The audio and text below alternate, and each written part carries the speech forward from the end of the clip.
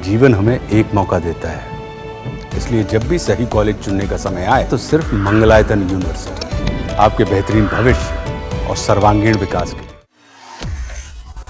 Middle east की तपती रेत से उठा परमाणु कार्यक्रम का तूफान अब यूरोप की धरती तक पहुंच चुका है। तेहरान के इस परमाणु कार्यक्रम से पूरी दुनिया गहरी चिंता में है और अब इस संकट से निपटने के लिए अमेरिका और ईरान की अहम बातचीत होने जा रही है। उधर ईरान का परमाणु कार्यक्रम लगातार तेजी से आगे बढ़ रहा है।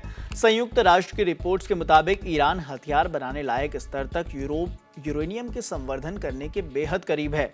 ये वही रेड लाइन है जिसे पार करना वैश्विक सुरक्षा के लिए खतरे की घंटी मानी जा रहा है। इस तनाव के बीच अमेरिका ने ईरान को एक सीधी और सख्त चेतावनी भी दी है।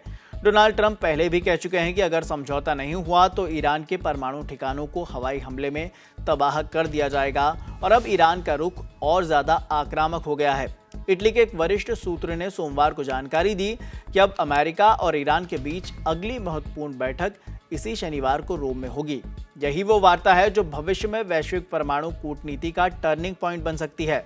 इस खबर के बाद इतना तो तय है कि तेहरान के तेजी से बढ़ते परमाणु कार्यक्रम को लेकर अमेरिका और ईरान के बीच वार्ता मिडिल ईस्ट से बाहर निकल गई है। इटली के एक सूत्र ने सोमवार को बताया कि अब दोनों देशों के बीच अगले चरण की वार्ता शनिवार को रोम में होगी। ये बातचीत दुनिया की सबसे अहम डील साबित हो सकती है। वहीं संयुक्त राष्ट्र की परमाणु निगरानिक संस्था के प्रमुख इस सप्ताह ईरान जाएंगे और संभवतः तेहरान के परमाणु कार्यक्रम को देखने के लिए अपने निरीक्षकों की पहुंच बेहतर करने पर चर्चा करेंगे। दरअसल अमेरिका और ईरान आधी शताब्दी से परमाणु से जुड़े हुए समझौते पर काम कर रहे हैं। अमेरिकी राष्ट्रपति डोनाल्ड ट्रंप बार बार इस बात की धमकी देते आ रहे हैं कि अगर ईरान से समझौता नहीं हुआ तो वे हवाई हमले करके इसे तबाह कर देंगे, जबकि ईरानी अधिकारी चेतावनी दे रहे हैं कि वे उपलब्ध यूरेनियम को हथियार बनाने के स्तर के पास ले जा चुके हैं और परमाणु हथियार बना सकते हैं। वहीं इटली के विदेश मंत्री एंटोनियो तजानी ने कहा कि दोनों पक्षों के साथ मध्यस्थ की भूमिका निभाने वाले ओमान से मिले आग्रह पर सकारात्मक प्रतिक्रिया दी गई है। इटली हमेशा की तरह सकारात्मक नतीजे लाने वाली बैठक का स्वागत करता है और इस बार ये परमाणु मुद्दे पर है।